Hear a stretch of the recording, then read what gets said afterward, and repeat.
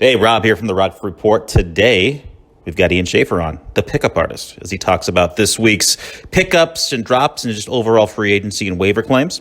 We also go into a little bit about the trades that happened yesterday, and we dabble a little bit into politics week. Hope you guys enjoy.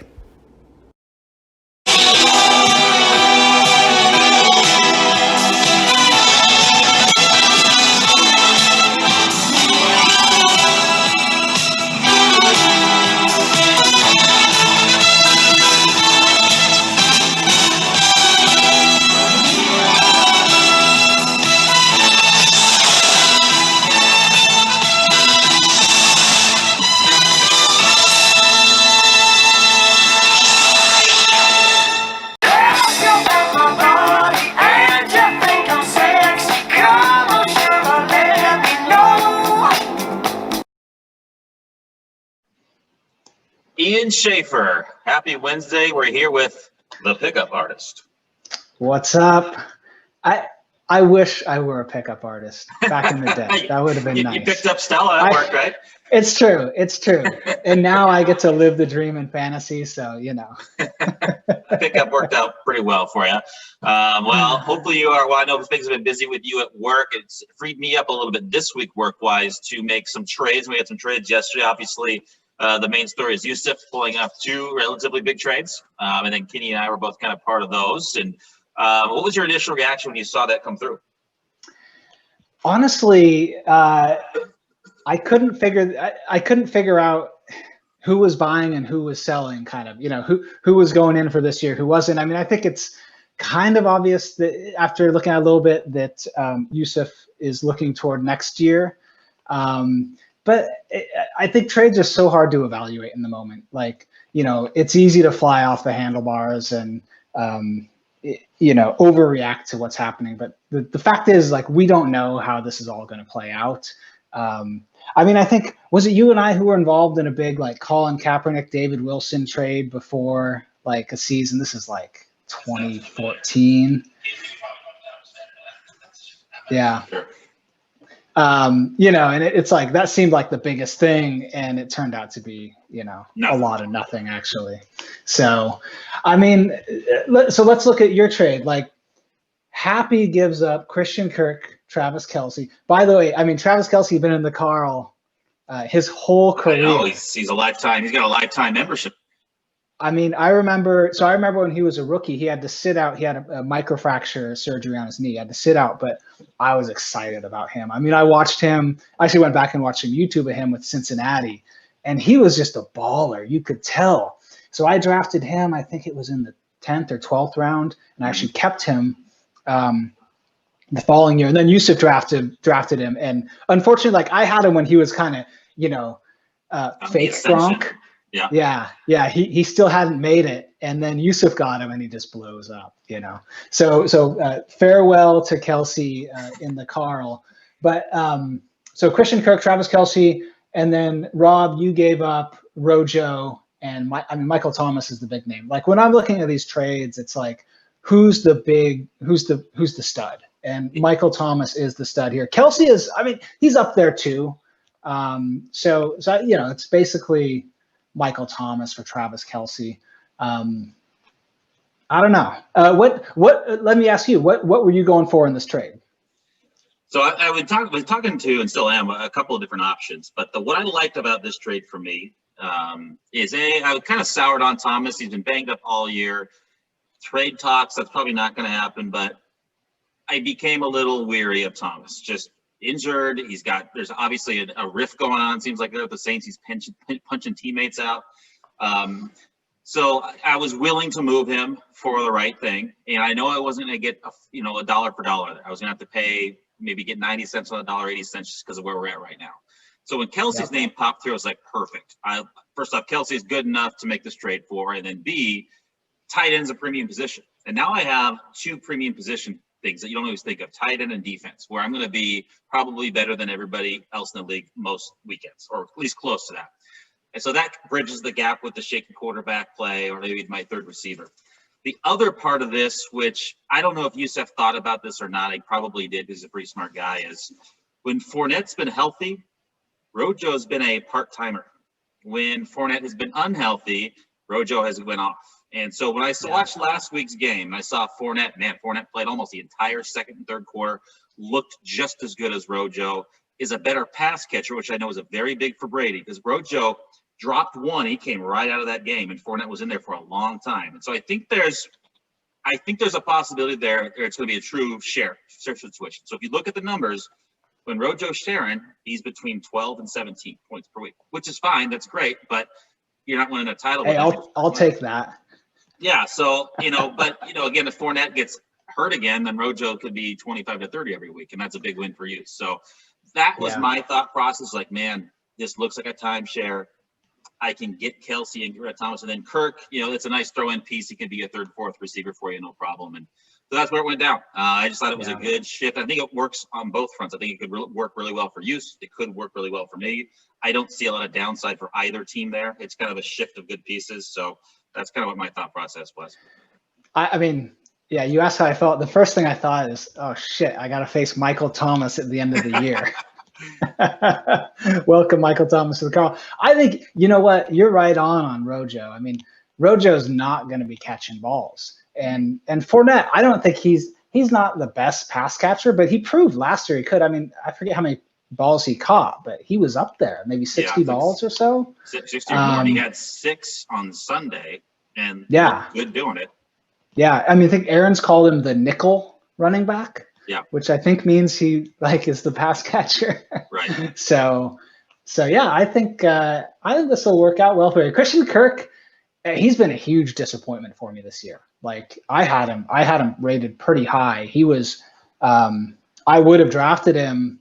I forget, Yusuf got him before I could, but he was definitely on my list and a guy who I was targeting.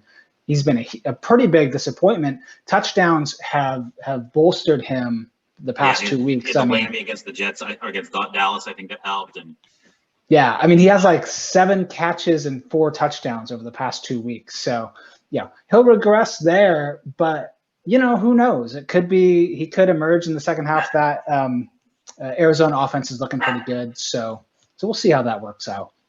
Yeah, and then the other one, with Kenny, and that was just. Man, there's a lot of big pieces. You got Derrick Henry moving, Barkley moving, Breeze. I mean, holy smokes. Yeah. I mean, so Kenny gives up Breeze, Saquon, and Darrell Henderson. And A.J. Green. Yeah. Happy gives up Drew Lock, Derrick Henry, Sammy Watkins, and Mike Williams. I don't even know how to evaluate this. I guess look at the studs, right? Drew Brees is he's a low-end QB1 right now. Right. Saquon isn't playing this year. Right. So, this looks like Yusuf looking to next year. Darrell Henderson is ascending. I mean, it'll be interesting to see what happens with him. A.J. Green came back from the dead. He's a great wide receiver for this year. And the way Burrow's chucking the ball, I mean, my gosh. And then Happy gives up, Derrick Henry. Sammy Watkins, I don't care. I think that was just so you don't have to drop somebody, right? And then Mike Williams, maybe he'll step up. It looks like Herbert's throwing he's targeting Keenan Allen and and then the rest of the guys. So yeah, he's had targets. He had 1 target against the Panthers, 4 against the Chiefs, 3 against the Jags. I mean, 8 against the Saints is nice. So it's certainly not consistent. Who do you think scores more points the rest of the year, Drew Lock or Drew Brees? Drew Brees. I think Drew Lock. Here's what I did some recon on this because while I'm making trades, you look at the schedule down the road. Lock has played some tough-ass defenses. Patriots, Chiefs are good. Everybody they've played has been in the top 15 in the league in pass defense. Yeah. Now they go 23rd, 31, 28, 17, 17, 4, 10, 15, 23. So they've got a window there where they're going to play the Falcons and the Raiders and the Dolphins and some teams that you can chuck it on. The reason I was looking is because I was like, okay, should I look at trade Judy? I'm like, no, wait a minute. We're going to let this thing go a little bit here because they've been playing really good defenses. So, but again, I haven't seen anything from Locke that tells me he's going to be more than a QB2 in his career so far. It could be that they just really miss Cortland Sutton this year. I mean, they want to be a vertical passing game. I think the Broncos know that they have to be able to keep up with the Chiefs. So if you look at what they're building there, and they're building in that way. But without Cortland Sutton, able to be that alpha receiver, it could be hard. Like Tim Patrick is not going to fill that role. So no, but I think Judy will in time. It's just they haven't had consistency at quarterback, plus those tough defenses. It's just hard to kind of get going. Yeah. Yep. All right, well, we'll see if there's any more trades. Do you have any more feelers out there? I do. I mean, trade deadline is what? I've been talking with one owner that if the Yusuf trade did not go down, would have gone down last night because Thomas was part of the deal with his other owner as well. So we're looking to reconfigure it. He wants a big piece of mine. I want a big piece of his. So it's always like, all right, well, it's hard to pull those triggers, but we'll see. We'll come back. If the deal does not get done next week, we'll talk about it on here. Yeah. Is it the trade deadline is like hours away, isn't it? It's like 3 hours away. Yeah. Okay. Yeah, it's at 8:15 my time, 5:15 your time. Yeah, get to know. Yeah, I'm a commissioner. I should know this shit. Have you been involved in any discussions? Now, obviously, you're not going to name names, but has there been any feelings of people coming towards you? Are you being the aggressor? Are you the one making the first move? So I've sent out some trade offers. I haven't had time to do any deep discussion, but I've got 3 trade offers out there. And basically, I'm trying to move DJ Moore. Like, the problem is, why the hell haven't you talked to me? I've got Bridgewater. I'm DJ Moore material, man. What are you talking about? Well, let's do something now, man. First time ever, trade on a podcast. The problem, so week 13, I'm freaked out. Like, I went into the season thinking that I don't care. Like, if I lose both my games in week 13, that's not too big of a deal. That's what I did last year. I'll have enough wins by then to where it won't matter. But obviously, RDR has fallen off the rails. And you're 4-3. You're on the rails, buddy. I'm barely putting up 200, man. Yeah, I don't know what's going on. So I'm looking at week 13 and thinking I may be in a situation where I need a couple wins. And so I don't want to have DJ Moore and Christian McCaffrey on bye that week. I mean, those are, 2 of my studs. Yep. So I'm trying to move DJ Moore for a wide receiver. We'll see if it can happen. I mean, Cooper Kupp's been rumored to be in the market. So just saying. I looked at Cooper Kupp, actually. I was serious. All right, maybe we'll do something. We'll see. All right. You know where to find me. All right, man. Okay, well, let's jump into the pickup artists, some of your categories this week. First one, the Traquan Smith spot start of the week. This was a really good spot start by AJ. Yep. Yeah, Marquez Callaway. AJ, he is the young wide receiver savant. Like, whether that he earned it with OBJ, I don't know if he has continued to earn it, but here, great pickup. I mean, he was peppered with targets. I mean, this is it's funny, this award is named after Traquan Smith because this kind of marks the end of Traquan Smith. It's like, Traquan Smith was out targeted by Callaway and who is it? Deontay Harris. Yeah. So this is, ballsy move, and it paid off for AJ. Trey God no more. All right. The RDR spot GOAT of the week, not the greatest of all time. We're talking the physical GOAT. That GOAT. Yeah. Or is that a sheep?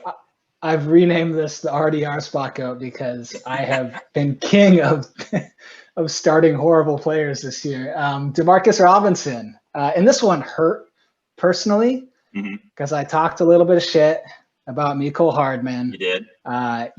Casey, no, did Casey start? I don't think Casey started Mecole Hardman. But Mecole Hardman put up a 16 either way. I don't remember. Yeah. Had a beautiful, one-handed catch. And Demarcus Robinson goes on to put up a 2. Now, if you watch that game, it was a weird game. You had a punt return, or maybe it was a kickoff return for a touchdown. Yep. The Chiefs didn't have the ball touchdown the entire second quarter. Yeah, I mean, as someone who needed points from Patrick Mahomes and Demarcus Robinson, I turned off the game in the third quarter. I was like, I can't handle this anymore. It was just too painful to watch. So. And then Kenny got bit by AJ Dillon. I get the idea there. Aaron Jones is out. Let's see if the rookie has anything. But, throws up a 2. So it's worth a flyer sometimes, but with Jamal Williams. What the hell? I mean, you figure they're going to be ahead, they're going to win, they're going to run. It made sense to me too. It just didn't work out. Yeah. Yep. Well, we have nobody in the Carlos Rodriguez I Love Kickers Award this week, nor in the Damian Williams waiver claim of the week. You didn't think any of the waiver claims were worthy? Okay, so I haven't had a ton of time. I've been super busy. So there might be something good. Actually, okay, no. The official name of this week is Blake, what the fuck are you thinking? So because the waiver claim of the week is Carlos Hyde. Possibly, yeah. So Blake waivers Hyde, and then I don't know what, an hour later, drops him for Deshaun Jackson, which he immediately fixed by going and picking up Josh Reynolds. So it's at least a little more understandable. At first, I was like, Deshaun that might have been the last time we see him on a football field. So anyway, Blake drops him, and then Casey, with our 24-hour rule, goes and picks him up. So this is the point of the year where getting these kind of 1-2 game spot starters who are going to be able to give you a solid 25. I mean, that's the difference between a win and a loss there and making the playoffs and not. So, I mean, that's why we list out the spot go to the weeks, because, those guys will kill you. If you look at, I mean, I know my team, like I had 2 guys who McKinnon gave me a 0 and Robinson gave me a 2. Like if I put in 2 guys who give me 15s, like I win the game. Right. Yep. And I'm, 5-2 feels a lot different than 4-3. So, so being like putting a guy on the waiver or as a free agent who can be that solid starter, like that's a huge pickup for Casey. So good on him. This might be every week from 8 p.m. Friday to about 11 p.m. I'm out with friends. So I'm not on my phone. I don't check anything. So it was like 11 p.m. when I'm looking. It's like, shit, if I were looking at my phone, I would have had a chance at this. So that was a little bit annoying. But what are you going to do? What are you going to do? Yeah. All right. You want to mention Jalen Guyton at all? Yeah. So, that's right. Okay. Yeah. Jalen Guyton. He's interesting just because. So yeah, he was a free agent pickup, and that's why. Okay. Guyton's interesting because Justin Herbert's looking good. Like the guy's putting up numbers, and just you watch the games, and he looks legit. I mean, if his name were Joe Burrow, you wouldn't be surprised, right? I think that Joe Burrow's also like doing fine, but I think that Herbert's outplaying him right now, just from the eye test, So getting a piece there, like it's interesting, and this could be like the Bobby Meacham pickup of like 2009 or whatever.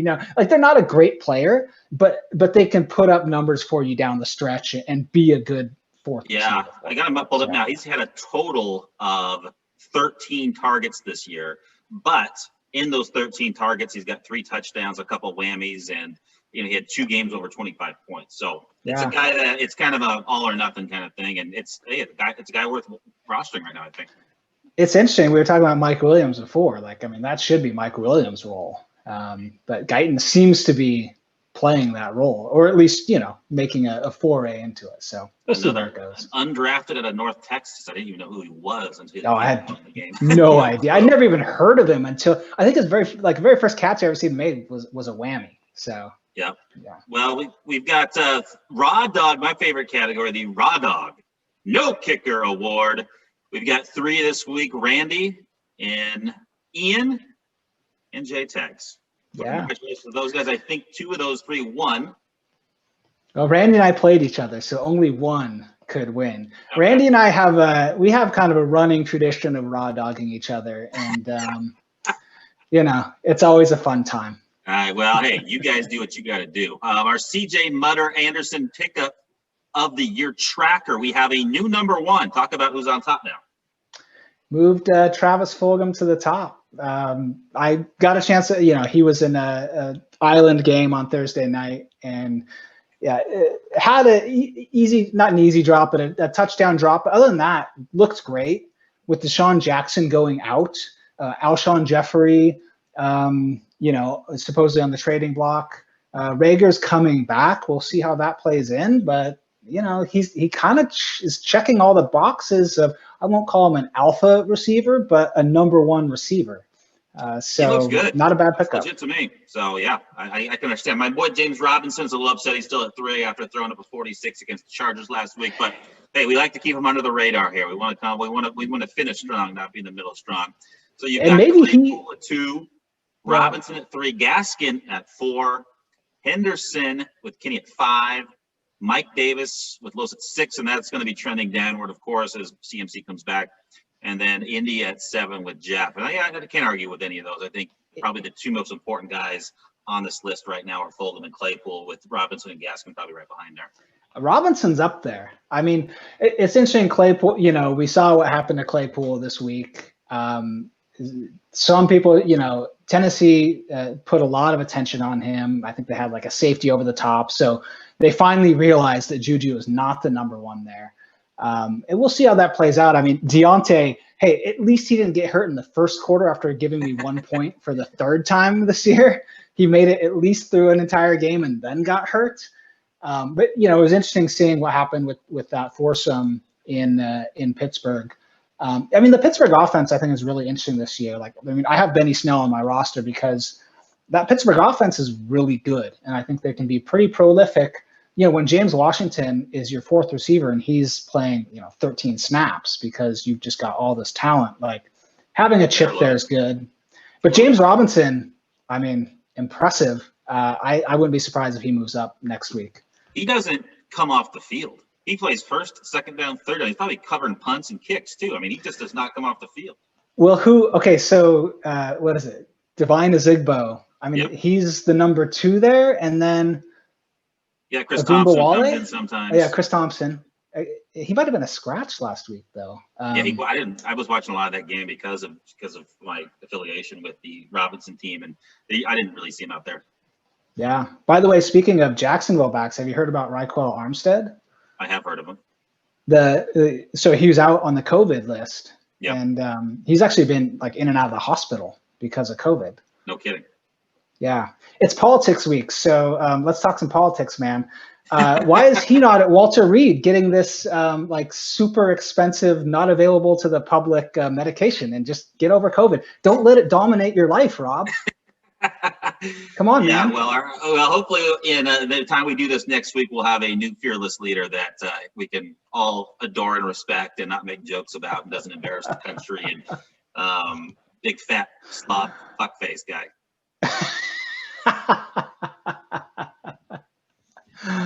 Hopefully. It's interesting though here being in Indiana, which is a red state by any sense of the word. Mike Pence was the governor here, and especially the southern part of Indiana. Would you consider that part of the Bible Belt?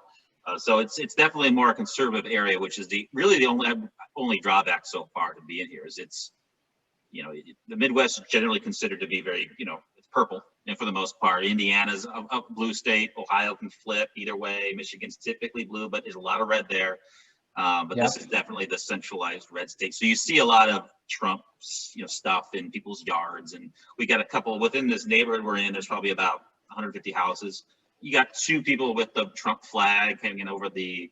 But you do have some Black Lives Matter stuff too. So you kind of have a little bit of both. But I don't think there's a lot of people like me who are kind of in the middle. Politically, I may certainly lean left. It could. I wouldn't piss on Trump if he was on fire, but it seems pretty polarized here, like it is in most of the country. Yeah, come on over to Laurelhurst. There's only one sign you're going to be seeing here. my favorite sign here was 2020 any functioning adult. I think that sums it up pretty well. Yeah, we've got 2 borderline corpses. Running for president right now, so that's not. You know what? And that's another thing that's bullshit. I don't know. I don't want to. I'd love to see some young blood. That's one thing I loved about Obama. At least the guy was younger. I'm not feeling great about okay, Biden. I don't know. I voted for him already, so but just, that was in spite of the other guy. But like the guy I really liked, honestly, was Mayor Pete. Mayor Pete, I was a big fan of. He's articulate, smart. He's got a great background with the military. He checks all the boxes. Of course, he's gay, so he can't win in this country, which is ridiculous. But that was a guy I was a big fan of, and so hopefully down the road he can get his chops. He's doing really well with the media circuit. He makes Fox. Oh, he's been killing it. Yeah, so a big, huge fan of his, and there's others out there that I like too. But hopefully, down the road we can shift this from the old white guy to a little bit more diverse community. Get a few. That'd be great. Well, I mean, I think getting Kamala in there would be great. So I will also say, we do politics week.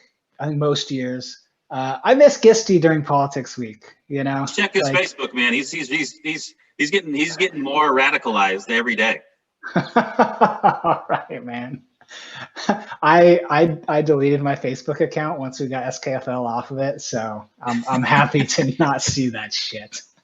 I don't. Cassidy, she's kind of on Facebook, 40 times a day. I check probably like once every 2 days. I'll just kind of see if there's any SKFL putting posted, or what's my mom up to, all that kind of stuff. But yeah, Gisty's good for a couple Republican posts a week. Hey, do you think Gisty? Hey, Gisty, are you listening? Let us know. Gisty does. He is definitely listened to. He texted me about the pods once. I think he's subscribed too, so I think he's getting these, or at least checking some of them. I mean. That's awesome. You are Gisty. Let's come on for a politics debate. We gotta. Yes, get Gisty on. Okay, this would be good. All right, man. Anything else? Well, one more award. So there's the Isaiah Crowell Waiver Misread of the Week. So a little bit of background on the name. Let me pull up my notes here. In 2014, so I had the first waiver pick after the first game of the year. Isaiah Crowell, this is like the Browns were pumped up. They're going to be good. They play the Steelers. I think they lost that game, but Crowell had 5 carries for 32 yards and 2 touchdowns, and he looked so good. And I was so excited about him. So I have the #1 spot on the waiver wire. I put in a claim for him, get him, of course. And then I go back and look. No one else had put in a claim for him. So, like that's like the worst waiver claim you can make. You get the #1 spot. You claim a guy who no one else gets. So this one by Yusuf wasn't so bad. He made a claim on Washington. No one else put in a claim for him. We'll just call these out. So Washington, they put up some numbers. I've played them I think 2 or 3 times. They won me a week. I think they lost me a week. I considered starting them last week, and they would have won me last week. Landon Collins got hurt last week. We'll see where it goes, but I love Chase Young there, so it could work out for Yusuf. But this award goes to anyone who's claiming people who no one else claims. So congratulations, right, Yusuf. Glad you could join me on such a busy week. Yeah, man, no problem. Love to be here. Vote and good luck this week, SKFL. Go Teddy Bridgewater tonight, baby. Whoa, we're bringing it at IAC. Easy for me. IAC. Easy for me. I want Teddy to put up a big 50 tonight. Just make Casey just miserable. Hey, man, you might be able to have DJ Moore too. Let's talk. Let's do it, baby.